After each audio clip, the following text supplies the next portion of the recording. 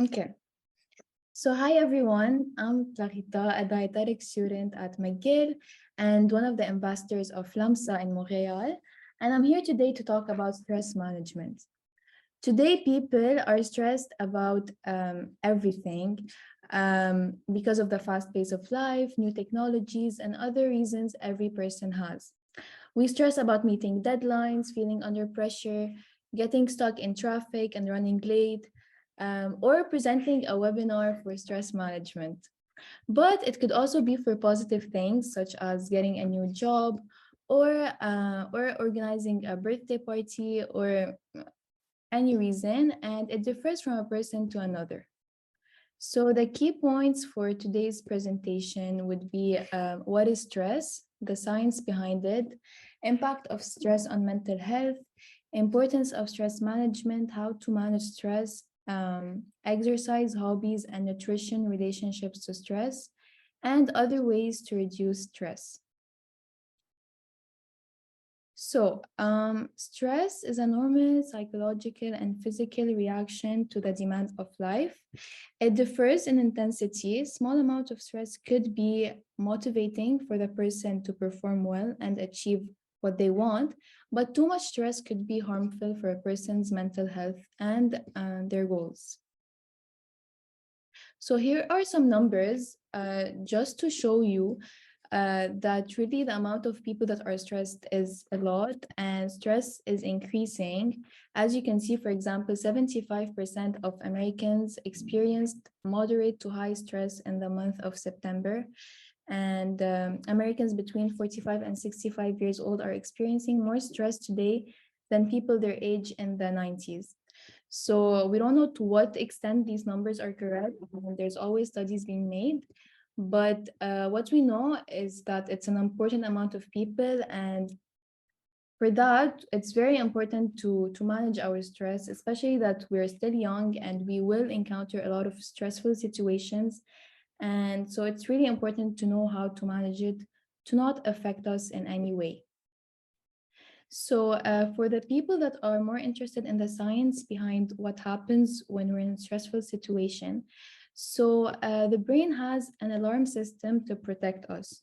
When the brain perceives a threat, which is any stressful situation, it signals the body to release a burst of hormones such as cortisol and adrenaline by the hypothalamus, which is in the brain, and it releases them into the bloodstream. And this increases our heart rate and raises blood pressure. This is what we call the fight or flight response that pushes you to deal with stress. Once the threat is gone, your body is supposed to go back to normal.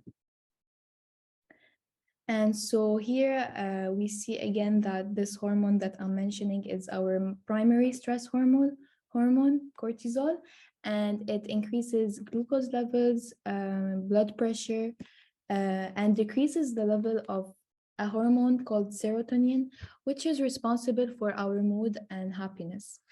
And so this hormone cortisol also affects other functions in our in our body that are involved in fight or flight, but also involved in other things such as the immune system, digestive system, reproductive system, and could possibly impair thinking, memory, and learning. So in addition to all the physiological effects that stress could cause, it could also have an effect on our mental health. And this could cause irritability and aggression, feeling of loss of control, causing insomnia, fatigue, sadness, concentration or memory problems, anxiety, depression, and burnout in extreme cases. This is why managing our stress is super important to prevent health problems, but also to prevent psychological problems such as depression and anxiety. And this is really to make us perform better, to have better relationships, and to be a better version of ourselves. And so to manage our stress, we first have to notice and be aware of the fact that we are stressed. It's always helpful to talk to someone, a family member or a friend, or even a teacher, really anyone that you think could understand your situation and possibly help you. Doing hobbies you enjoy or any kind of sports, reading, playing piano, listening to music, really any hobby that you enjoy and make you take the time to relax is a great way to relieve stress. Also, eating healthy could have an impact. And I will go now more in detail of each of these techniques. So once we are stressed and we notice that we are stressed, it's important to start planning and to like start doing a to-do list of what is the most important things we have to do. Um, it's always good to plan ahead, but it's very common for me, for example, to be last minute and to do things last minute. So it's important just to prioritize what's important and to really organize yourself. It's important to keep a positive attitude and accept the fact that you can't have control over everything all the time. Always motivate yourself. And if you did your best in something, don't ever feel bad that you could have done it even better. Just you did what you did, and yeah, and sometimes it's also important to set boundaries and to say no to plans or to tasks that are asked from you and that would make you feel more overwhelmed. And finally, surrounding yourself with the right people and a great support group is crucial. Stress and exercise. Why am I linking them? Well, really, any kind of exercise from aerobics to yoga can really act as stress reliever. In addition to the benefits that exercise has on our overall health, it could also release stress. And this is by boosting our oxygen circulation. It makes our body make more of the feel good hormones, which will make you feel good, and they're called endorphins, and they really act as inner morphines. I don't know if you're familiar with morphine, but morphine is a pain reliever, and so here it's like this hormone. It's like a natural pain reliever. So yeah, if you can aim for 30 minutes of aerobic exercise, 3 to 4 times per week, it would be very beneficial for you in a lot of aspects. And how does exercise do that? Well, it does that by imitating the effects of stress, such as the fight or flight response, and it helps your body and its systems to really practice working together through those effects. And after doing an active uh, exercise, like even running or swimming or playing tennis, you feel that you forgot about what was really irritating you and you're really concentrating on the movement of your body. Okay, so another type of exercise could be meditation. It helps you feel calm and not only during the meditation session, but really throughout the day. And so to do so, you refocus your attention on something calming rather than what is stressing you. And this helps you keep your inner peace, which would benefit your emotional well-being in addition to your overall health. And so the goals of the meditation would be to gain a new perspective on the stressful situation, to build skills to manage your stress, and to reduce negative thoughts, improve sleep quality. And there's many types of meditation. There's guided meditation where you imagine yourself in places, like a relaxing place for you, and you try to involve your senses, like the smell, the taste, and this is supposed to make you feel calmer.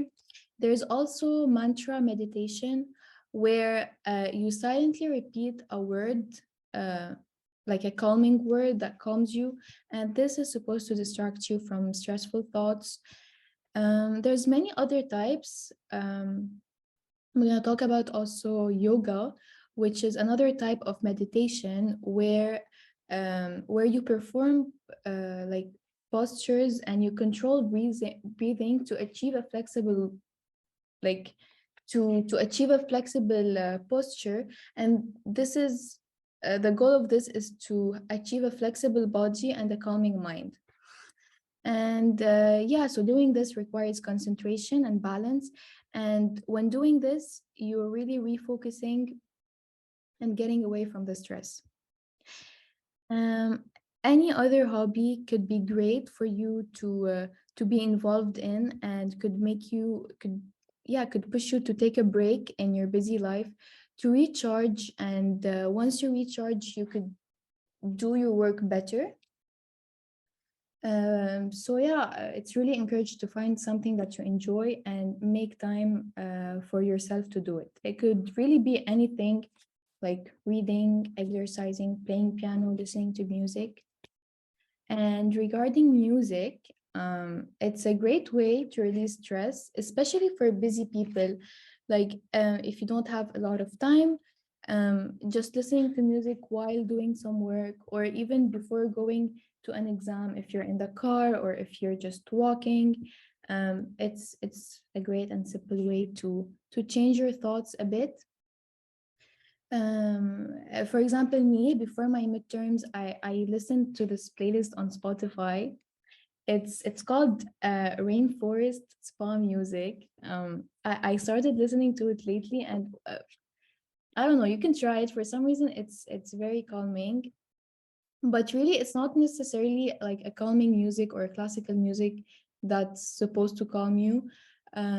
Studies have shown that if you have a preference for music and it makes you feel good, then this is really good.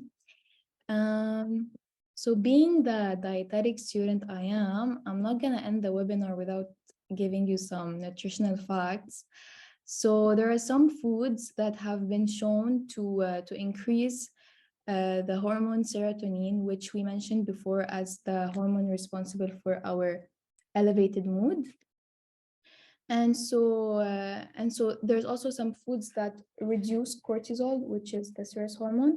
And so here we have carbs, which increase serotonin levels, especially complex carbs, which include whole grain breads and pastas and oatmeals, are great, and they take more time to be digested more than the simple carbs like sweets and soda. And this pushes the brain to secrete hormones over a longer period of time. There's this funny saying that says stressed is dessert spelled backward. Um, a lot of people love to eat sweets when they're stressed, like ice cream, chocolate, and other sweets. And this will improve your mood and inhibit the secretion of stress hormones, but it's really only temporarily. If you consume sweets every time you stress, it will not be the best method, since we will end up with other health problems.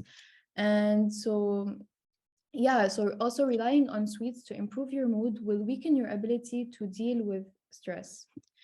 Um, so it's not bad to occasionally consume it, of course, but it's not really the solution to rely on to manage our stress. There's other nutrients and vitamins that are good for stress, like vitamin C, which we find in oranges or strawberries, tomatoes, which decrease blood pressure. Magnesium, which is supposed to reduce fatigue and headaches. It's present in leafy greens, salmon, nuts.